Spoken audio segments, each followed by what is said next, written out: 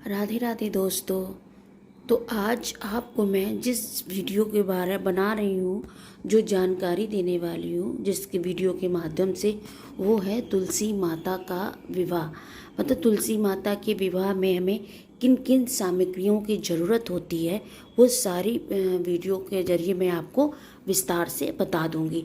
थोड़ा सा शॉर्ट में बताऊँगी क्योंकि लॉन्ग वीडियो हो जाता है तो थोड़ा सा देखने में या नहीं हो पाता है, इसलिए मैं जल्दी से बताऊंगी और जितना हो सकेगा आपको सारी सामग्री मैं आपको बता दूंगी। तो यहाँ से सबसे पहले आपको एक तुलसी विवाह के लिए चाहिए माता तुलसी रानी का एक गमला, जिसमें कि तुलसी महारानी हो, जिसमें मंजरी हो, जैसे कि यहाँ तुलसी माता की जो मंजरी है ये वाली तुलसी हो, जिसकी आप रोज़ पूजा कर रहे हैं कार्तिक के महीने में, वो वाली तुलसी माता हो।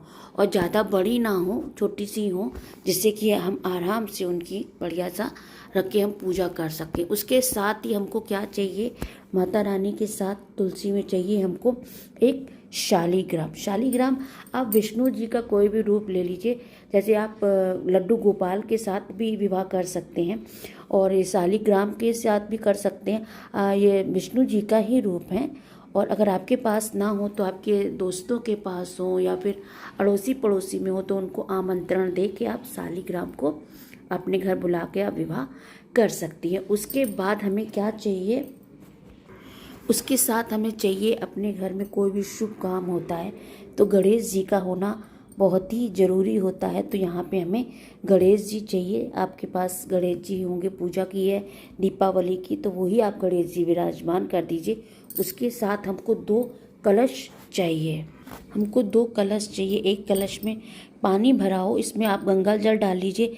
इस जल से ही हम सबको स्नान करवाएंगे और यही जल से ही हम अपना ये जो कलश है इसको भरेंगे। देखिए, कोई भी शुभ काम होता है तो गणेश जी के साथ साथ एक कलश का भी होना बहुत ज़रूरी होता है। आप इसको स्थापित कीजिएगा, मतलब इसमें जल वगैरह डालिएगा और इसको हम अपना कलश शादी के लिए हम अपना इस्तेमाल करेंगे। मतलब हमेशा ये शादी ब्याह में एक कलश तो होता ही। आप लोगों ने तो शादी वगैरह हम लोग देखते हैं, तो सेम वैसे ही प्रोसेस इसके तुलसी विवाह में होता है। और कलश में डालने के लिए एक हल्दी की गांठ, एक सुपारी, 2 लौंग और एक इलायची और एक सिक्का चाहिए होता है। जब हम अपना कलश को भरेंगे ना, तब इसमें हम ये चीज़ डाल के इसकी हमें अपना स्थापना करेंगे। उसके बाद हमको एक दिया चाहिए जिसमें हम अपना जोत जलाएंगे। अगर आप चाहें तो 24 घंटे की अखंड जोत भी आप जला सकते हैं। दूसरी चीज़, आसन के लिए जब हम कोई चीज़ रखते हैं तो हमें चावल या गेहूं का आसन लगाते हैं, तो हमको यहाँ पे आज तिल का इस्तेमाल करना है। क्योंकि अगर आप एकादशी के दिन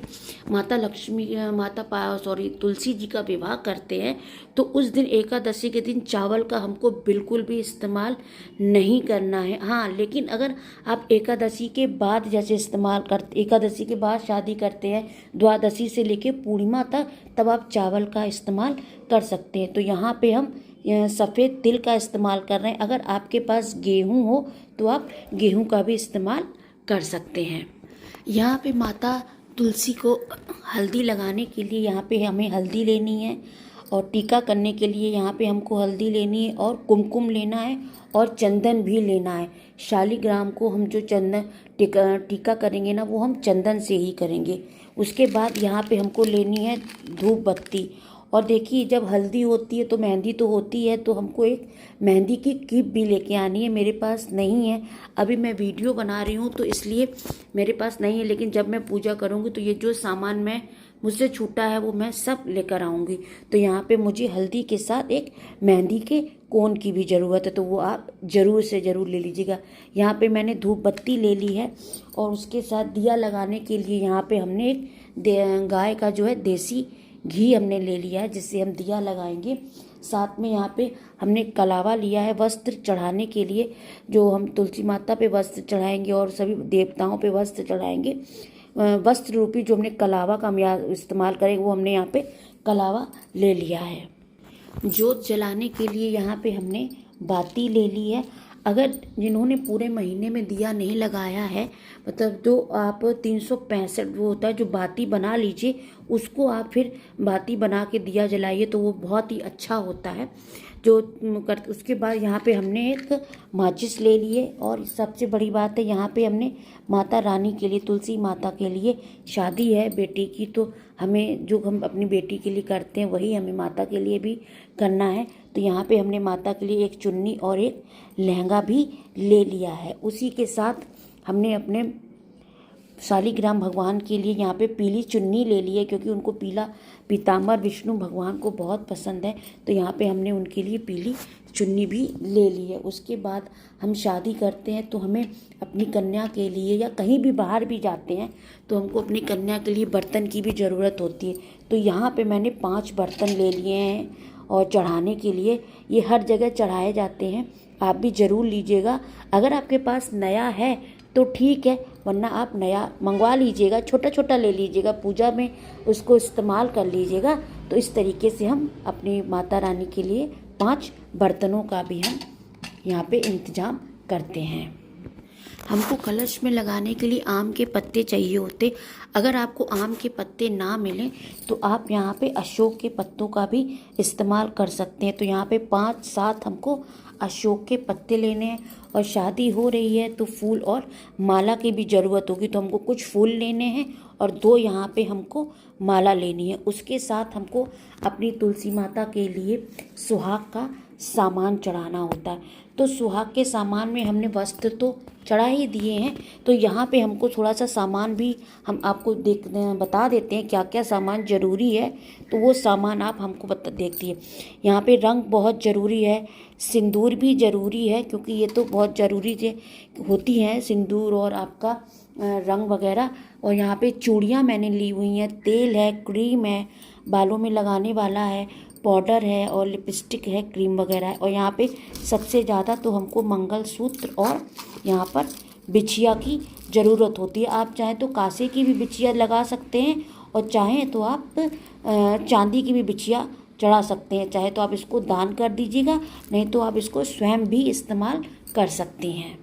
तो इस तरीके से हमको सामान ले लेना है, छोटे छोटे से बिछिया वगैरह, मंगलसूत्र वगैरह आप ले लीजिए। और दान करने वाली चीज़ अगर आप दान करना चाहें तो कर सकते हैं, ये सब चीज़ें बिछिया वगैरह, नहीं तो आप खुद यूज़ करना चाहें तो आप खुद भी इसे इस्तेमाल कर सकते हैं।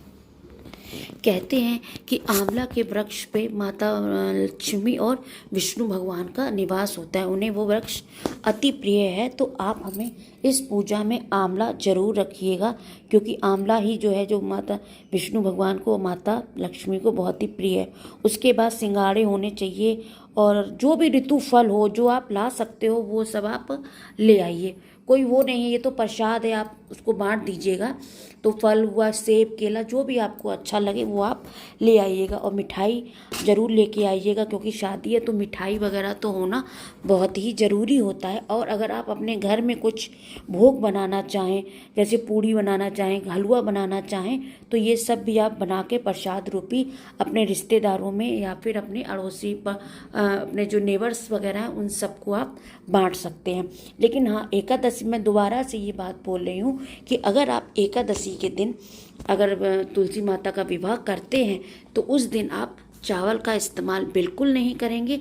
और बाकी दिन द्वादशी से लेकर पूर्णिमा तक अगर आप शादी करते हैं तो आप चावल की खीर या पूड़ी कुछ भी आप बना के भोग लगा सकते हैं। सिर्फ एकादशी के दिन आप हलवा और पूड़ी का भोग लगा लीजिए, कोई एकादशी के दिन चावल का हम इस्तेमाल नहीं करते हैं। तो मैंने अपनी तरफ से पूरी कोशिश कर ली है कि मैंने एक एक चीज़ आपको अच्छी तरीके से मैं समझा पाऊँ, बता पाऊँ कि ये सामग्रियाँ की हमको बहुत ज़रूरत होती है। इसके साथ हमको मंडप के लिए भी कुछ चीज़ें चाहिए होती हैं जो मेरे पास नहीं है, लेकिन मैं बाद में ज़रूर जब शादी मैं करूँगी पूजा तब मैं उसको मंगाऊँगी। तो उसके लिए सबसे पहले आपको गन्ना चाहिए। अगर आपको गन्ना ना मिले तो आप जो केले के पत्ते होते हैं ना, उससे भी अच्छा सा मंडप बना सकते हैं, या फूलों की माला से भी अच्छा सा मंडप बनाकर आप बना सकते हैं। उसमें अपने माता तुलसी की और शालिग्राम के अच्छी तरीके से विवाह संपन्न कर सकते हैं। एक चीज़ मैं आपको बताना भूल गई कि यहाँ पे हमको 2 जनेऊ भी चाहिए, एक गणेश भगवान के लिए और एक शालिग्राम भगवान के लिए। इसके साथ ही यहाँ पे जो भी चीज़ें हैं लमसम मैंने आपको पूरी तरीके से आपको सामग्रियाँ बता दी हैं। तो यहाँ पे मैंने आपको सभी विवाह की सारी सामग्रियाँ जो हैं बता दी हैं। आप ये सब ले आइए और अच्छी तरीके से माता तुलसी का और शालिग्राम भगवान का विवाह को संपन्न कीजिए।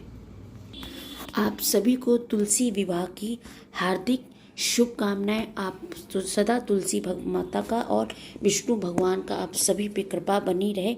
और आपका अगर मेरा वीडियो आपको पसंद आया हो तो आप लाइक, शेयर और सब्सक्राइब ज़रूर कर दीजिएगा और अच्छी तरीके से माता तुलसी और शालिग्राम भगवान का विवाह कीजिएगा।